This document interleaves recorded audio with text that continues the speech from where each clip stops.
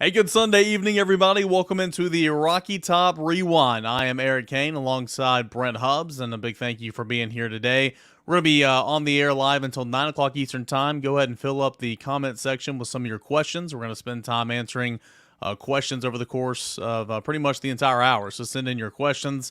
And we've been doing this for about 14 weeks now and couldn't do it without our friends over at Spivey King and Spivey LLP for being the title sponsors of the Rocky Top Rewind. Big thanks to them. Again, they're great people. You got a problem, you can let them find a solution for you at TN Trial Lawyers.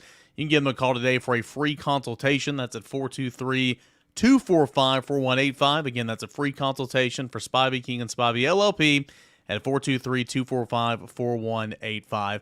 And this will be the last Rocky Top Rewind we will do, regular scheduled every single week. We'll pop up from time to time and go live here on the YouTube channel and over at Volquest.com. But this is the last one on Sunday night from football season. But still, Brent Hubbs, a whole lot to talk about. And it started this afternoon with Tennessee's bowl destination that's going to Orlando for the Citrus Bowl against Iowa.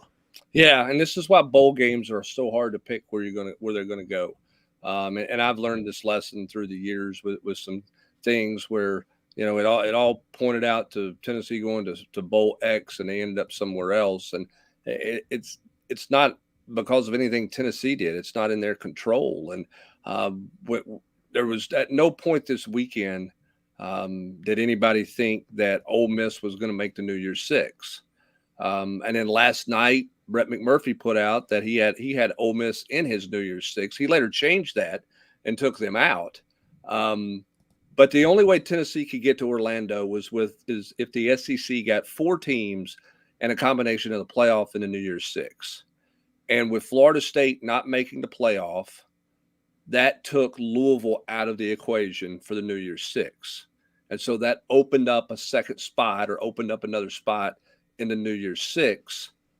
And it was either going to be Ole Miss or Oklahoma.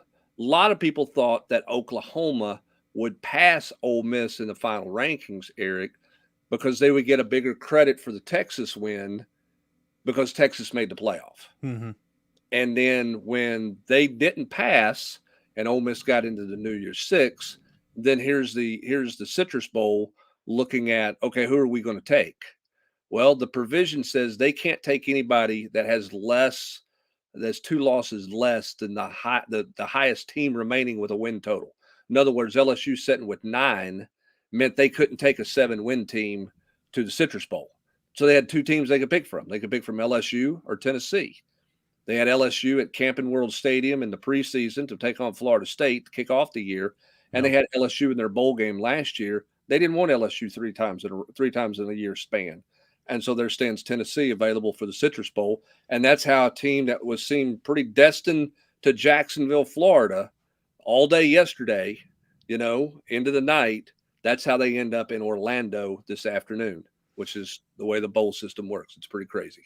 Yeah, it's pretty wild to kind of think the path and the avenues. We've been talking about the Gator Bowl, how that's a likely destination for, much of the last week if everything holds and everything didn't hold. And, of course, you've got the provisions in there about, like you mentioned, with LSU playing in that stadium 2 times in the past year and everything like that. It just feels like, it feels like a win for Tennessee, right? I mean, you want to get to the state of Florida for a bowl game, of course.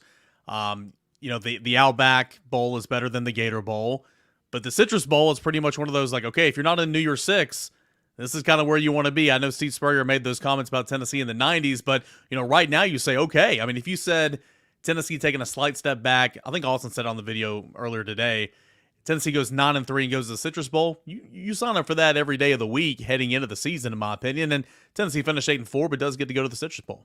Yeah, and it is. I mean, it's one of those deals where you want to be in the best bowl game you can get to. You want to be in Florida where you typically have warmer weather.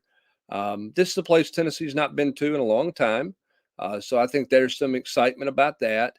The other thing too is the date matters, and this is going to sound a little crazy, but I mean, you don't go down before Christmas, right? You don't have Christmas in a hotel room.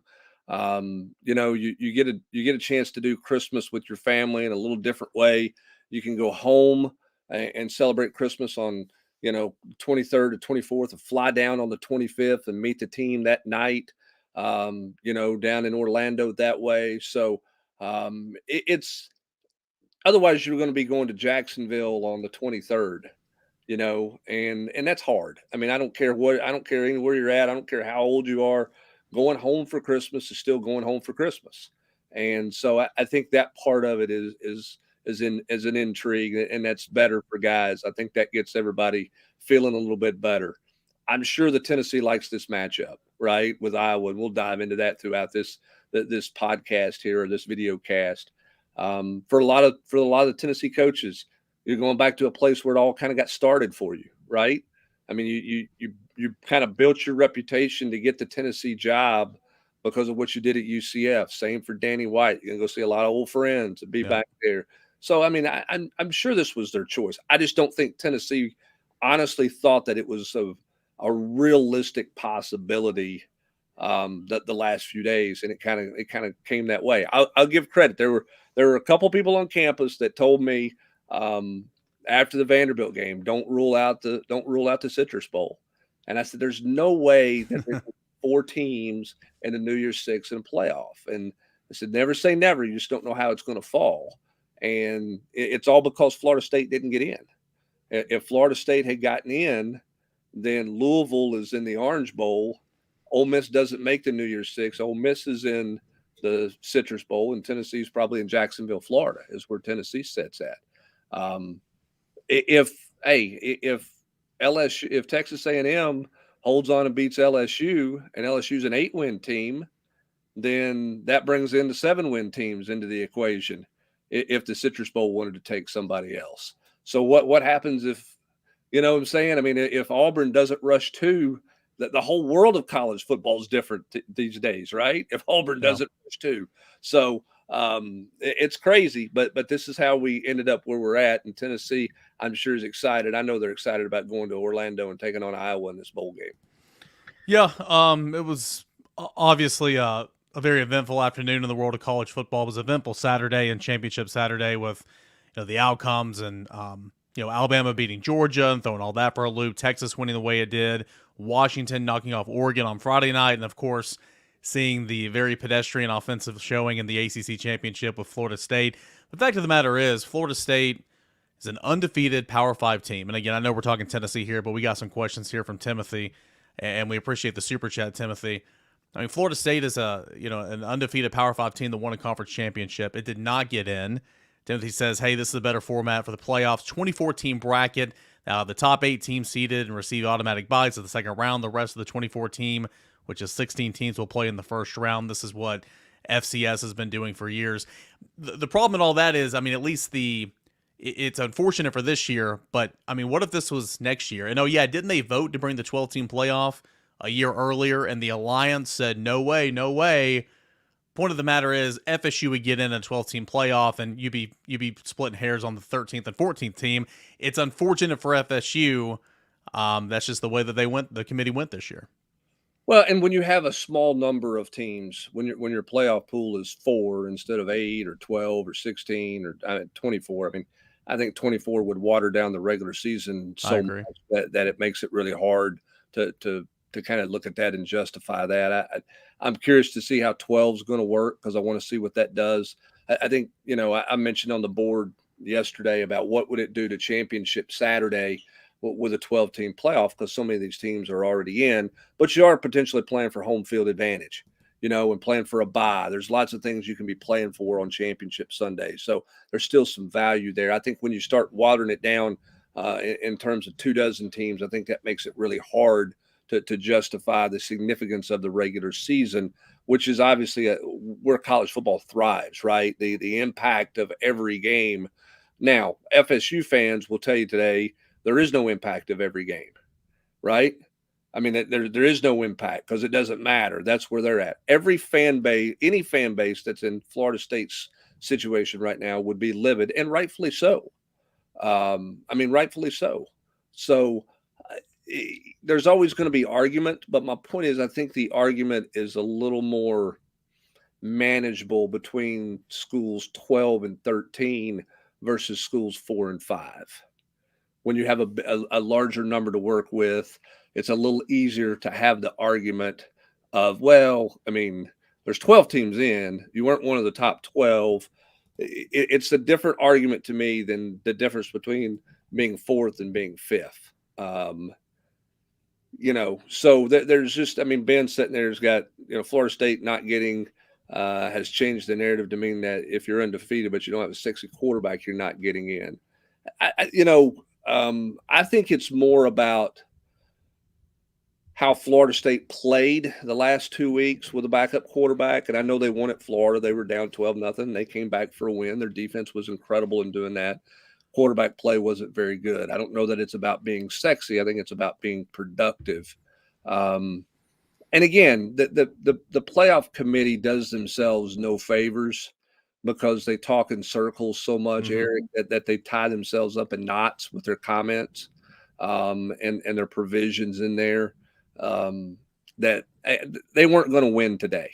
I mean, that whatever decision they made today was not going to win. That's why they were so hoping last night, I'm sure, that the Louisville tight end held onto the ball, right, in the end zone for a touchdown and give Louisville a chance to win that football game, because that made life easier for them if that were the case. Because every team that didn't get in can make an argument as to why they should, right? If Alabama's getting in because they are one of the 4 best teams in the country. And Georgia should be there. Right. Then is Georgia not one of the 4 best teams? I understand Georgia's argument. I get it 100%. I also get Florida State's argument that we couldn't do anything more than what we did. In fact, we found a way to win when we were not at full strength. Why are we not rewarded for that? It's a great argument. I have no problem with that argument. I don't have a counter for that, other than to say it's the eyeballs and the human element. And the human element is always going to be the human element. And you never know. I mean, college football is being decided by 13 people in a room. The 4 teams that got in for a chance to go play for a title today was decided by 26 sets of eyes, and 26 eyes, 13 pairs of eyes and ears who were hearing for everybody. You don't think people in that committee were getting text messages from commissioners and from people in the business that they know, lobbying for one school in their conference or that? And so when you bring in that human element, the rules are, I don't want to say completely out the window, but those provisions all get shifted a little bit into kind of fitting into your narrative that you're trying to craft or you're trying to put out there. Yeah, I mean, again, like you said it best. The committee was not going to win today, and we're going to get back to more of your Tennessee questions when we get in here to segment 2. But this is obviously the biggest thing going on in sports right now, and so I wanted to talk about it a little bit. The committee was not going to win. And I think the frustrating part is if you go back and look at years past too, it's like, where's the consistency? Just like in officiating, if it's always been about the best 4 teams, that's not always been the case. A lot of times it's been the 4 best deserving teams. If you're going by that metric, then FSU absolutely needs to be in there. But if you truly are, and this is my opinion, I know I'm in the minority here, but if you truly are going by who are the 4 best teams right now, you can't sit here and tell me that Florida State, with the injuries at quarterback, are they deserving to be in? 100%. But if Florida State played Alabama or Georgia or Michigan tomorrow on a neutral site, they would lose by 25.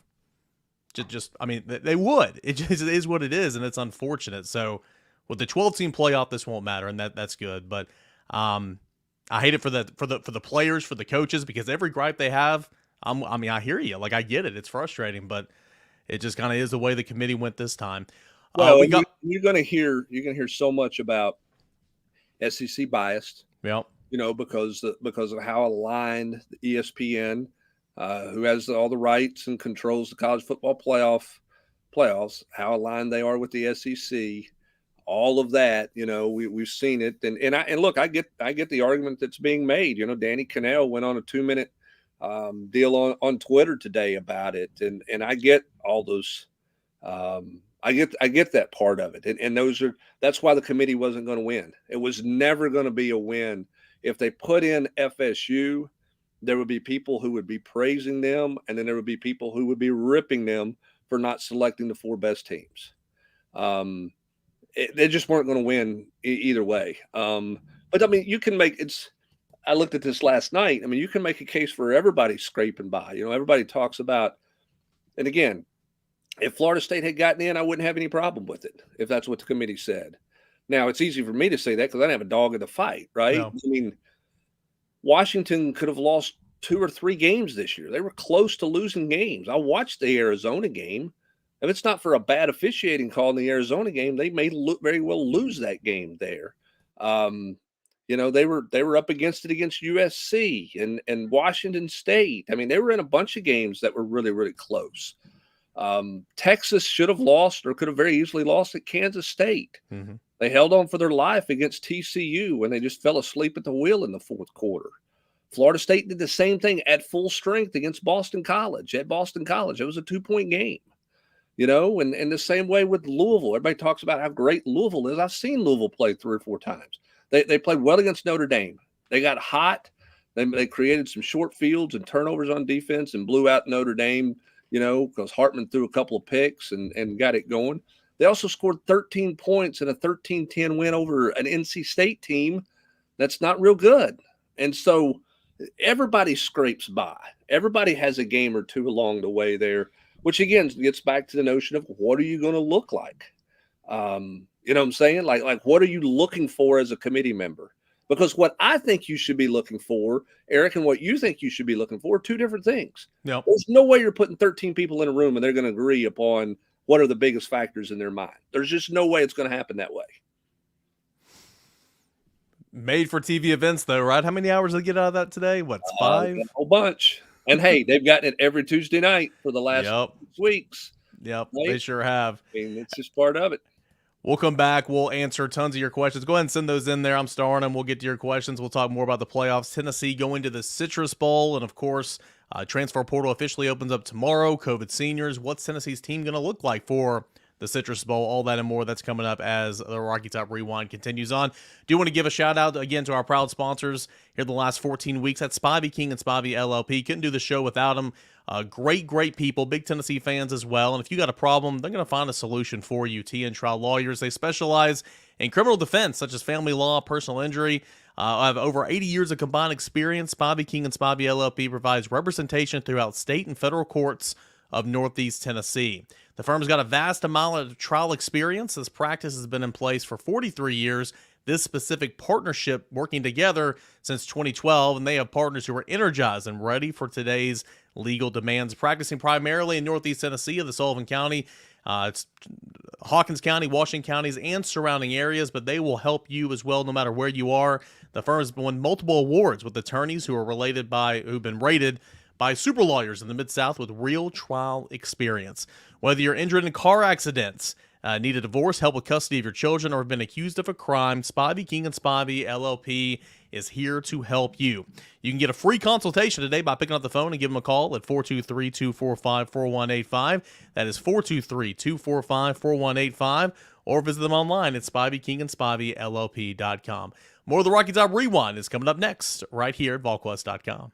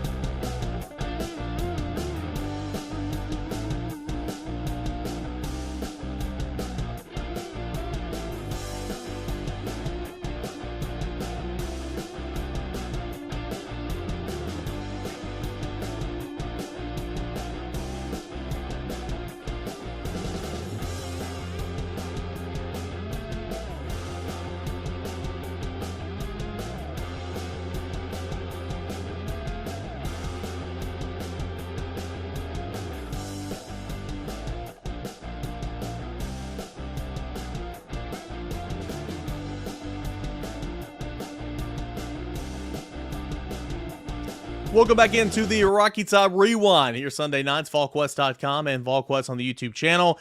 I got a lot to discuss. We'll go ahead and jump back into your questions, and we appreciate you for sending them in. We'll go with some, let's see here, some super chat questions if I can find them. Okay. Here is Mike. Mike says, hey, last week I mentioned saw Anything Is Possible with Howler and Hill. Seen part 2 now. Brent, God bless you. Sorry about my comment last week. Thank you and your family for all you do. So Mike saw part 2, and I know you had a whole lot of fun doing that, Brent. Yeah, and I don't know what his comment was, Mike. So I obviously wasn't bothered by any comment. All good. All good, Mike. So I appreciate it. Thanks for the kind words. But yeah, I wasn't bothered by anything for sure. All right, Timothy chimes back in and says, I only say 24 teams like FCS because you won't have opt-outs like you see. That's interesting. I'm intrigued to see what the opt-outs look like when this grows to 12 teams. I would assume, to Timothy's point, I mean, if you have a chance to play for a national championship, I would assume the opt-out numbers would decrease. But, I mean, gosh, if you got the 24 teams and stuff, I mean, they're still thinking about their future. I'm intrigued to see what the opt-outs would look like next year with 12 teams, and then if it ever got the 24. Yeah, I think that's an interesting point. And again, I think Timothy, we talked about it's not going to be 24, but your point about reduced number of opt-outs with a higher volume of teams is going to be really fascinating to watch and see how that changes. Because I totally get the opt-outs if the bowl game is just an exhibition game. I think bowl games outside of the playoff games are really just about. Really, it's about moving forward. It's about your young players in a lot of ways. And I think that's an interesting thing that coaches have to battle, because you want to reward your veteran players that want to play in the bowl game, but you're also looking for this as a launching point for next year's team, if you will. So I will be curious to see a year from now what that opt-out number looks like. All right, let's go back to the questions here. Let's see here. This is from Austin. If you're Josh Heupel, do you make a bigger splash in the transfer portal this year at certain positions? You know, Brent, we've talked about, I think Josh Heupel and his staff need to be evaluating every tight end, every offensive tackle that enters the portal. Be looking at a wide receiver, be looking at a defensive back, a defensive lineman, but those key positions, I would assume, start with tight end, offensive tackle. And then, of course, you got a really, really good player that comes and likes what you're doing here. I mean, it's like kind of best available as well. You're not just going to pass on that player because you're set at a position. Yeah, and I think that, the definition is what is splash, right? I mean, McCollin Castle's not a splash, but he was an impactful guy this year for that team. John Campbell was obviously an impactful guy. Omar Norman Lott at 5.5 sacks was an impactful player. They didn't make the splash that the Florida State receivers made, as a transfer in. And obviously Thornton did not make that kind of splash like you would see. I think splash players in a lot of people's minds, and I'm not speaking for Austin here because I'm not sure exactly what he meant by splash, but for a lot of casual fans, a splash player is a quarterback, all right, or is a skill guy, running back or a wide receiver, somebody who puts up the highlight reel stuff. So Tennessee's looking for some splashes. They need a splash on the offensive line, of some kind, and certainly need a splash at tight end. How many defensive linemen do they need in the portal? Well, it depends on how many of these guys are coming back. I think they need, if some of these guys are coming back, you need more high school splash than you need transfer portal splash at the defensive line position to build for next year and to build for the year after and the year after that. So I do think you have to make hay in the transfer portal for Tennessee. And I think that hay starts with the tight end position for sure. And then some offensive linemen perhaps. All right, let's go to Sam. Sam says, hey, will the Cheez-It mascot be edible? We can only wish we were playing in that Pop-Tarts bowl, right? What flavor it is, right? I mean, that's the big part. I mean, what's the flavor of the Pop-Tart bowl? The edible mascot. I mean, is that good question? We did some. Is that a blueberry? Is that a cherry? I mean, what are we doing there, Pop-Tart wise? That's a big decision. The raspberry Pop-Tart's probably the most underrated Pop-Tart flavor out there. It really is. It's a really underrated flavor. Well, as you know, we did some investigative reporting over there at the baseball stadium last year, one of those midweek games, and I just sign me up for the Pop-Tart bowl. I'm not a regular consumer of Pop-Tarts, but I'm a fan of Pop-Tarts. Anyway, Pop-Tarts definitely better than Cheez-Its in my opinion. But will Josh Heupel take a Cheez-Its bath if they win? Is that a thing? I feel like it is, right? I mean, that's better than a Duke Mayo bath. So I mean, I'm good there. And with Iowa being absolutely unwatchable, will Tennessee wear those ugly grays to make it harder on the eyes? To his point, we were talking before we hit play here. Man, Iowa's really impressive defensively, and we'll get into it over the next month, and I'll have a first glance tomorrow night. But really good defensively, but offensively, not breaking any news here, but I mean, we're talking last in the country in yards per game, 127th in scoring, 127th in passing, 107th in rushing. They've turned it over 20 plus times. I mean, it's brutal. It's a team built on defense, and So you're telling me that's not good? Is that what you're telling me? it's not. It's what I'm telling you. Yeah, it's not good. Okay. I'm just making sure I understood that it's not good. Tennessee will be they'll be the home team and they will be in orange for a 1 o'clock game. I do not see Tennessee in an alternative uniform against the Hawkeyes. Cool. Michael says, do we know who is opting out of the bowl game? Again, that'll be something as we have to watch day to day, week to week. I would assume those that are pursuing NFL careers, especially underclassmen, Brent, would probably think twice about playing in this bowl game. Example, like what's Jalen Wright going to do? Tyler Barron's a little different. I mean, Tyler Barron's a draft eligible senior. If he elects to go to the NFL, what does he do with this game? It depends on the player. As we saw last year, a couple of guys decided not to play. A couple of guys, Darnell Wright included, and Byron Young, top 10 offensive tackle, third-round pick. They did play in this game, so we'll just have to see. Yeah, we will. I mean, I think Jalen Wright, I would be surprised if Jalen Wright plays. I think as a defensive guy, you're looking at it, hey, can I help myself? Can I get some buzz about me because I'm playing against a really bad offense? Can I put up some stats maybe? I don't know.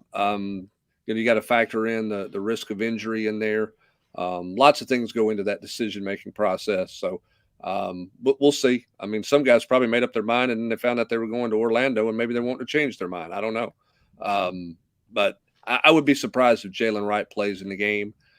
I think Tyler Barron, if you'd have asked him as soon as the Vanderbilt game was over, Eric, he was done. But I'm not sure if he's done a week later. I'm not sure exactly where he's at right now. So, we'll have to see. I don't know what Jabari Small is going to do. And then obviously you got some guys going in the portal there. Joe's playing at home. Would Joe want to play? I don't know what John Campbell's going to do. If he's going pro, I can see John Campbell, even though it's in his hometown, not playing in this game. But we'll see. Those decisions that'll be made in the coming days. Derek says strawberry for sure. Strawberry is a great flavor. Let's see. Rusty says Milton should throw a full box of Cheez-Its the length of the field. That'd be a great promo deal for sure. And since this will be his last game, I would imagine Tennessee's coaching staff wouldn't care about it, right? Like the whole orange fiasco. Steven does have a good question. Steven says, since it's in Orlando, is Austin going to go to Disney World? No, I don't think there'll be any Disney World in this deal. I don't think so. That week is like the most crowded week ever at Disney World. So I'm not sure that you want to go mess with Disney.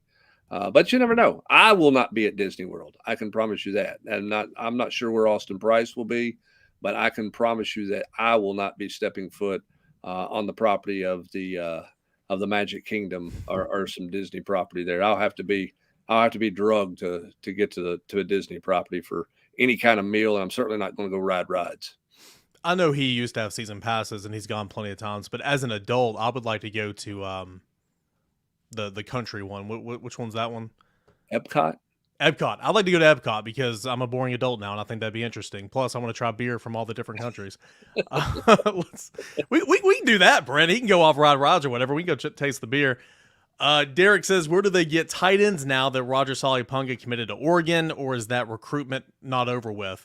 Michael Smith, the teammate of Jake Merklinger, still is, to my knowledge, has not come up here. So is that one even real? Roger, of course, we mentioned. I mean, I think that's why I said last week, multiple guys in the portal. You got to get one for sure, but I would continue to try to see if you can get another one in the portal as well. Yeah, I want to see if they get this Cole Harrison kid on campus who's from Northern California that Tennessee has offered here. They visited and evaluated him back in the spring and kept an eye on him this fall. He tweeted out that Tennessee had, I guess, basically re-offered him. He was at Washington State just recently.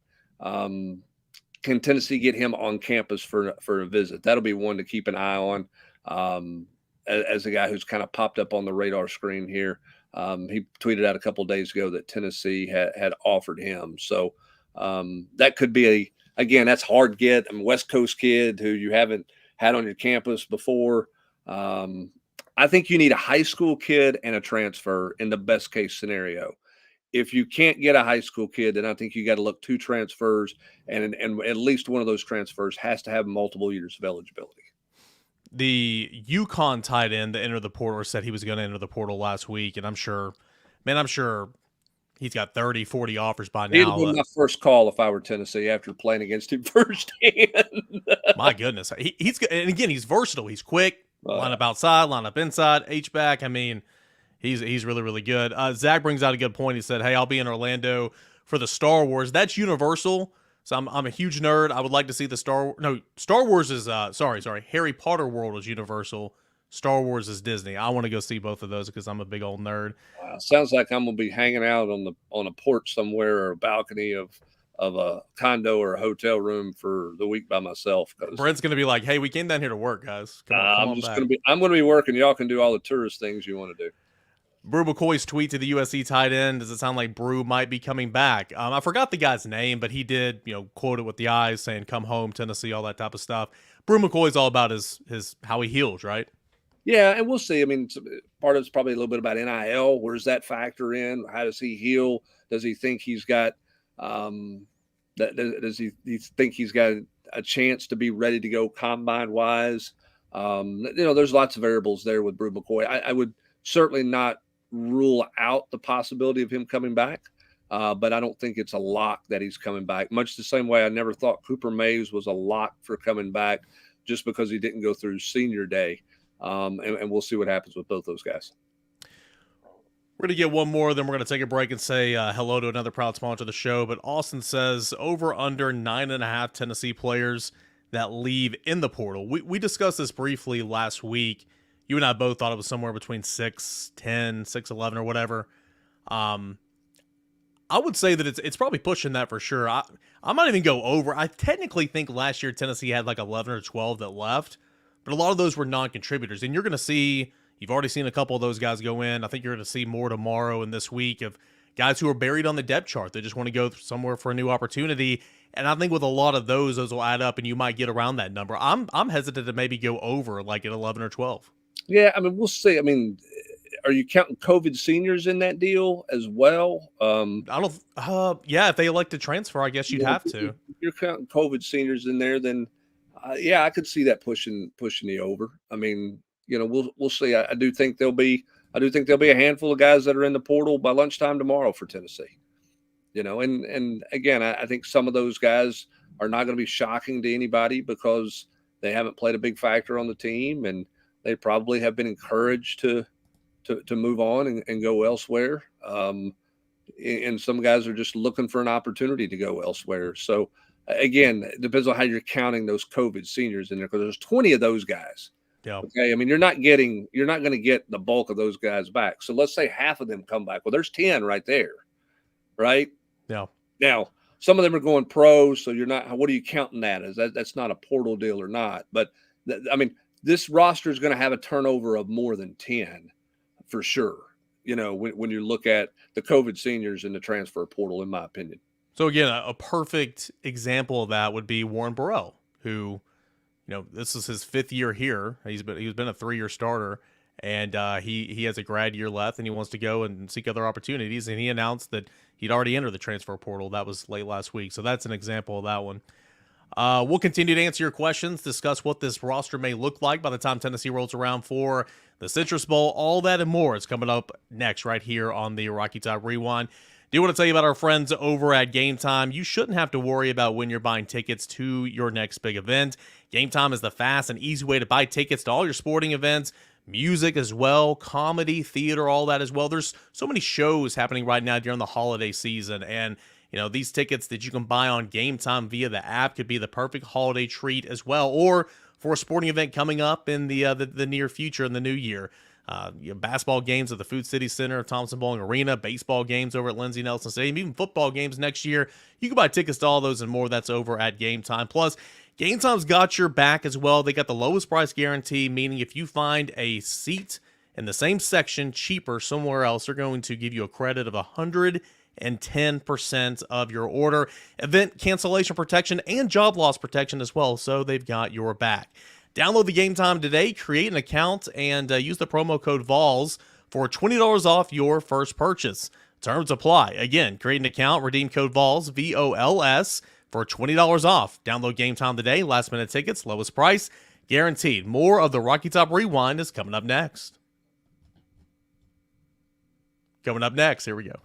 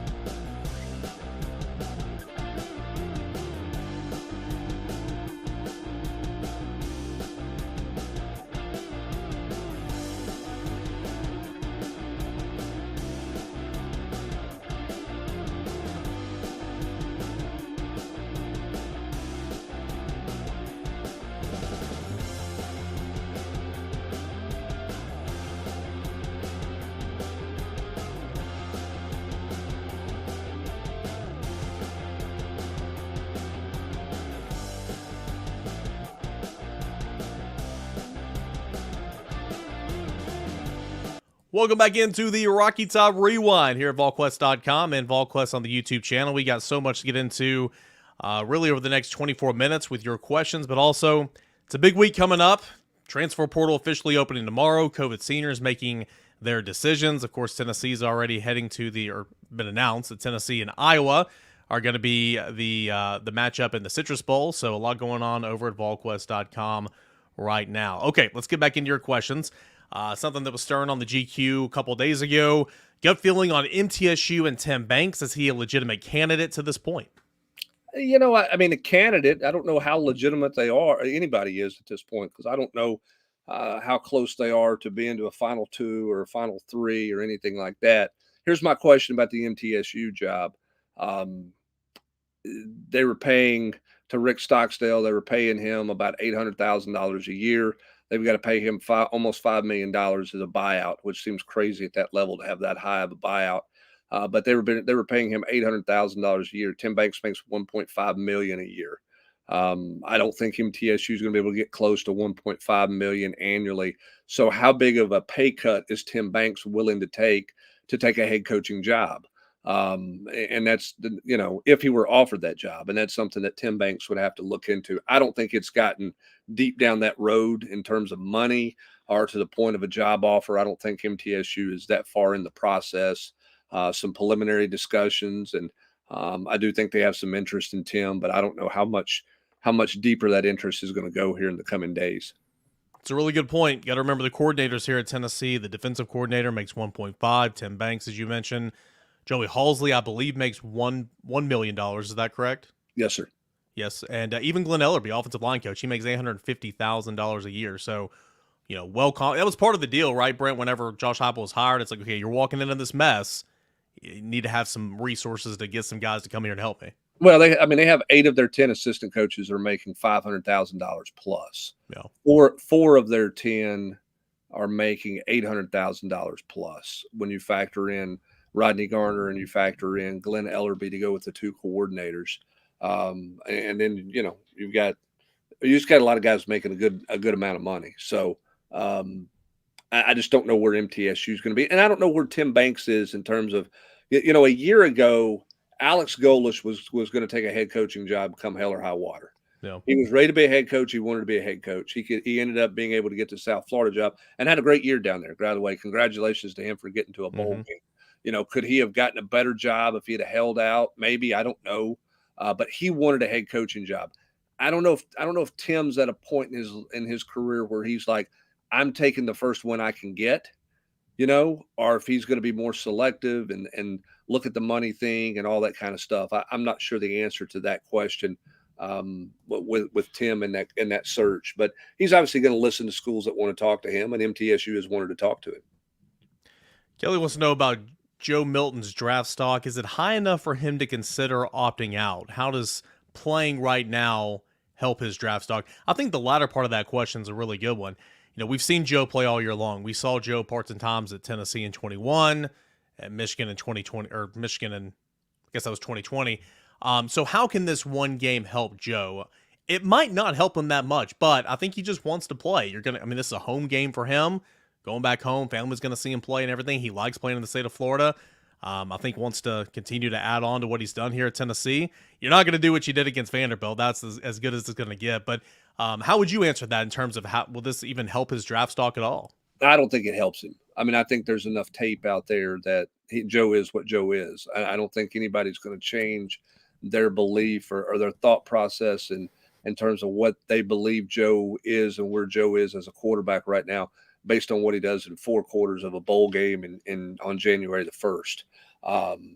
Now, if he were a guy who had played in just a handful of games, maybe that's a different deal, because we all saw what kind of juice he got coming out of the bowl win last year, because he'd been playing, a backup role in this system. And you had not really seen it other than the 2 starts before he lost his job. And he obviously wasn't very good in those 2 starts. But now you've got 12 games of evidence against all kinds of competition.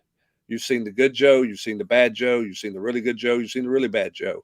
I don't know that 4 quarters of football against Iowa is going to take him and really change his draft stock. I don't know that he can be a 4th round pick in somebody's eyes. I'm being hypothetical here and say, boy, he played himself up 2 rounds in a bowl game. I just don't think that's realistic at all. Now, that doesn't mean he should opt out. I mean, it's obviously his decision. This game is in his backyard, and I think that's going to carry weight with him in terms of wanting to play in this game. And he certainly indicated leaving the press room after the Vanderbilt game that he was going to play in the bowl game. So I think he's going to play. I do too. I mean, at this point, I'd be surprised if he came out, which no one's expecting in the day, the week or two, and say he's not going to play. I think he's going to play, and I think that's kind of been the plan the entire time. I think a bowl game in Orlando just kind of fuels that even more for him to play, because again, that's home for him. Timothy comes back, and Timothy, we appreciate the super chat. What about Jerry Mack, Willie Martinez? Of course, discussing changes on the staff. We've talked about Willie Martinez. We'll see what happens. His contract is up the 1st of February. Austin Price put out some notes about that. Care to add any more on the Willie Martinez future? And then Jerry Mack, I mean, he's under contract. The only way Jerry Mack would probably leave if he got a big-time coordinator position or a head coaching opportunity, whereas he's been a head coach at points and times in his past. Yeah, I mean, I think the right opportunity would have to be out there for Jerry Mack for him to look at being a head coach. If the NFL called, that might be something he would consider, to be a position coach in the NFL. Yeah. I mean, I think any of those guys would look at that. Willie Martinez is not going to retire. I think the notion that he was going to retire is, I think his family's put that to bed pretty quick on social media, and Austin put some notes out there.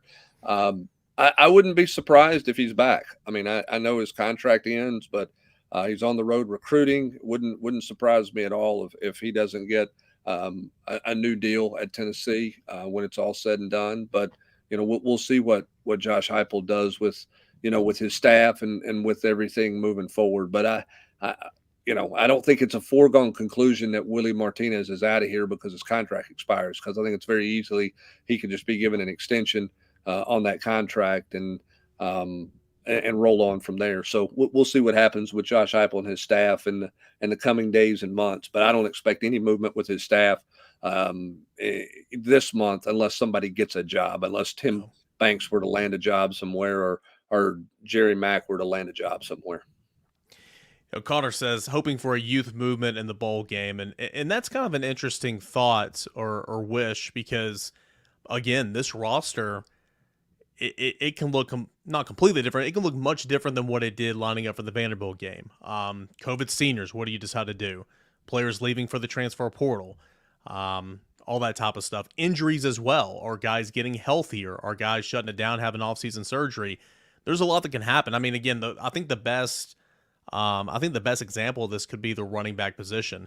Say, hypothetically, Jalen Wright says, hey, I'm going to the NFL. I'm going to opt out. Say Jabari Small says, hey, I'm going to try my hand at the NFL, or I'm going to move on for another opportunity. I'm not going to play in the bowl game. I mean, you're looking at Dylan Sampson, which you're fine with, but also looking at Cam Seldon. And this would not count against, I mean, Cam Seldon doesn't qualify for a red shirt anyway, but this bowl game wouldn't count against a red shirt for those guys. Like Cam Seldon in this situation would get a whole lot of run, no pun intended. So I think it truly just kind of depends on where this roster is, offensive lineman, health-wise, who's coming back, all that types of stuff. Whereas you could see a lot of youth in this football game coming up on New Year's Day. Well, I think this is an interesting place for coaches because you have an interesting challenge. Like, you want to reward your seniors, okay, just like you rewarded them on Senior Day. But I also think you have to look at this game as an opportunity for your young players. I mean, look, it goes on your record. The game goes on your record, win or lose, your bowl record. You go out to win the game.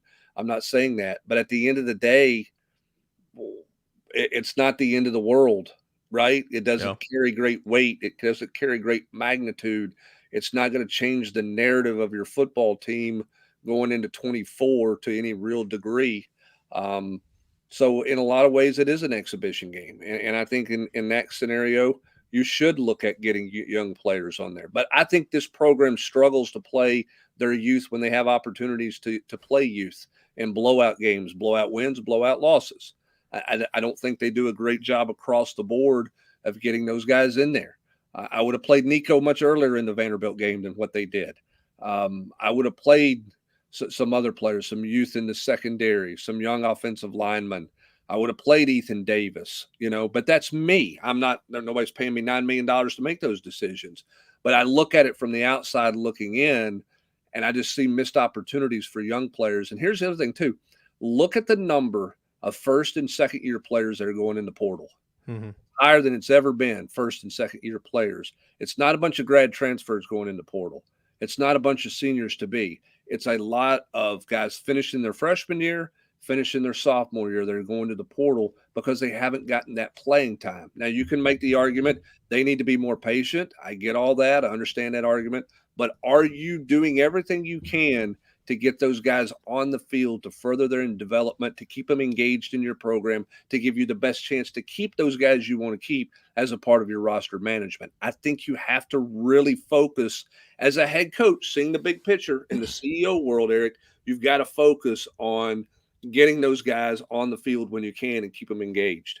And again, we got asked this in the Monday Night Chat, I think, last week, and it was like, well, who makes these calls? Is the head coach or the position coaches on playing time? I mean, they talk about it throughout the week in terms of how they want to go about this stuff, red shirt and all that type of stuff. But I mean, it's the position coaches that do the rotations. Outside of quarterback, Brent, I mean, Josh Heupel doesn't have a say in. I mean, he could if he wanted to, but he's doing everything else during the football game. So it's up to those position coaches. And something you and I spoke on. This is a stat that'll drive Tennessee fans crazy. John Slaughter, Jack Luttrell, Christian Conyer, and Jordan Matthews combined for 11 defensive snaps this season. I mean, again, you can still preserve your red shirt. A couple of those guys are going to red shirt and have a whole lot more snaps than that. 11 snaps combined for 4 of your freshman defensive backs. That's not helping matters. They need to be patient. They're a long ways away. I get it. But you still need to help them. Throw them some bones in there in some of those blowout games. And I feel like Tennessee doesn't do a good enough job in that regard. Yeah, I agree with you 100%. And, the one thing I will say is there are probably times where a coordinator makes a call, on who they want in at a certain position because they're going to go with a special package. Yeah. Right. If they're going to go into something and say, hey, I want this running back in because we're going to get into this stuff here. Or maybe we want to get this guy on the field defensively because we're going to get into this scheme that we're wanting to get into as a part of that package. So that happens from time to time. But in terms of the regular rotation, it's the position coaches that manage that. Yeah. Timothy jumps back in, said, hey, heard maybe saw a note about Jerry Mack being a name included with MTSU. Again, anytime there's an opening, you're gonna go through and there's gonna be publications listing a ton of names to watch out for. But have you heard anything about Jerry Mack maybe being linked to MTSU? I mean, I've seen his name mentioned out there, but I don't think he's had any real contact with them or anything, any detail. He's not interviewed for the job. He's not had the discussion with MTSU that Tim Banks has had.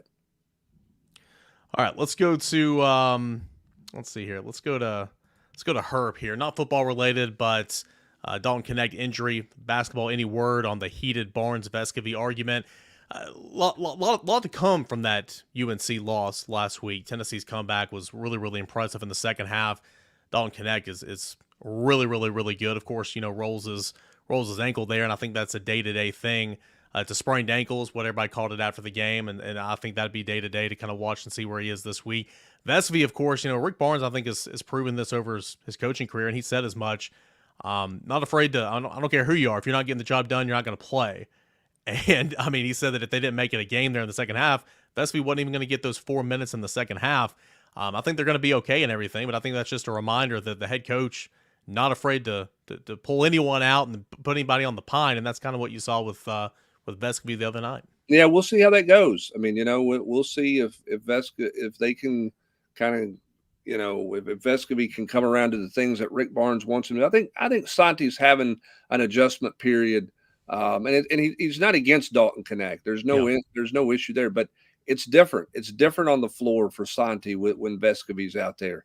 It's a different style of game. He's doing different things. I think Santi can benefit from it by getting more open looks because of what Dalton Connect can do, moving the basketball, dribbling towards the rim and causing the defense to move. But clearly there was a disconnect in that North Carolina game with Coach Barnes and Santi, and we'll see where that is when Tennessee gets back to the floor on Tuesday. I can't imagine Connect's going to play this week. I think they're going to rest that ankle, and we'll see where he's at. We'll get a better update on that hopefully tomorrow on Monday, and then go from there. So we'll see. I mean, I think that the dynamic with Santi and Coach Barnes, those guys have been through a lot together. I think they'll sit down and can work it out. But anytime your head coach starts talking openly about his frustrations with a senior player, you often wonder about how that's going to be taken and how that's going to be accepted and received. And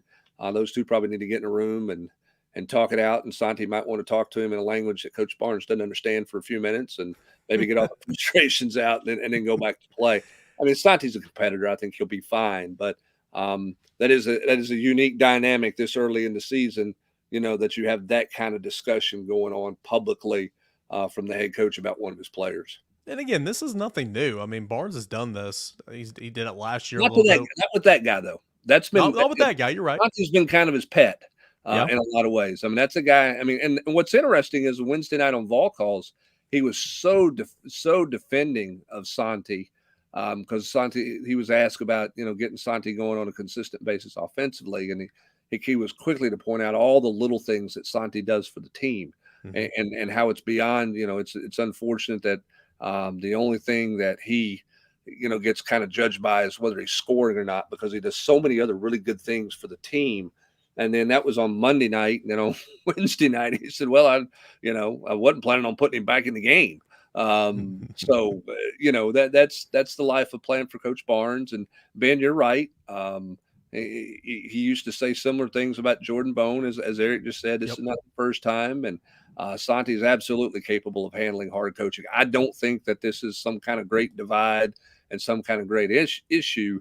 I just think that it's a little interesting that Rick went there as fast as he did. Now, he was frustrated about a lot of things on Wednesday night with the North Carolina game, and he decided to go there with it. And we'll see. I bet Santi bounces back in a pretty good way. Hey, let's get Mike's. Yeah, go ahead and get Mike's question in there, because it's about basketball too. Yeah, I think this is a really good point. Said he went to the Carolina game. Don't think Tennessee can get to the Elite Eight without an inside presence. Do you agree? Man, it's like we talk about this in our group chat all the time. I mean, you got to find some consistent, players. And I know there's been some injuries there and everything, but I mean, Awaka, Adu, some of those young guys, they've got to bring it. They got to be a bigger presence for Tennessee in order to be where you want to be in the month of March. And it's a long season. We're 1st of December, right? But I would agree with that for sure. Yeah, I mean, Jonas got to stay out of foul trouble, because he's got to be a rim protector for Tennessee. And Tennessee's shown themselves to be a good team through the years without their post player providing a ton of offense. Doesn't have to be the most dynamic offensive guy. They've got to be able to rebound. They've got to be able to protect the rim. They need Awaka to stay healthy, and they need Adu to stay out of foul trouble. And they do need they need 8 points, and they combine, those guys ought to be in a double-double every night. Okay. You need 10 points, 10 plus rebounds out of those two post players every night for Tennessee. And then, they're going to have to get a guy like, Josiah Jordan-James to play more, than he wants to play 15 feet in. I mean, I'm not saying he's got to drive hard to the basket, but he's got to use that. I liked what he did at North Carolina early in that game with those 12, 15-foot jumpers. That's got to be a part of his game every single night when he plays. He cannot get into those habits of just drifting around the three-point line. He's got to work the middle of the floor there, because he can be such a matchup problem when he wants to be. Hey, Timothy comes back, taking it back to football. Why don't you go under center more? You can do that with a spread offense. It would give the running backs enough time to burst through the line faster. I know it's directed to you, Brent, but I know at least in shotgun, they run a lot of things out of gun because you can see things quicker. You could read the end man when you are running it, those zone reads or RPOs even. You can read the end man on the line of scrimmage, or even a backer quicker or better if you're back in gun. You just don't see a lot of under center a whole lot in today's offense, to be honest with you. Well, if you're going to run RPO and you're going to run zone read, you got to be in the gun. Yep. Now, I don't think you should be in the gun in short yardage situations. I think you got to get under center and get there. That's a pet peeve of mine. It's been a pet peeve of mine. The thing about being in the gun and running zone read is your quarterback's got to be willing to pull it and run the zone read. Yep. It's not an effective. The zone read's not effective if your quarterback is not willing to run the football. It's why Georgia doesn't run zone read, right? Because Carson Beck is not going to run the football. You're not worried about that very often. But Alabama's in the gun because Milroe can run zone read, as we saw yesterday. So to make that fully effective, your quarterback's got to be a willing runner.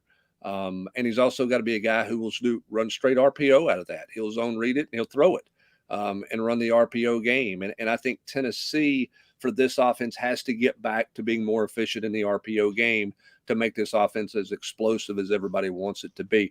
There's a lot more RPO that went on last year with Hendon Hooker than a lot of people know. And I don't think they got into enough of that RPO game with Joe Milton enough this year.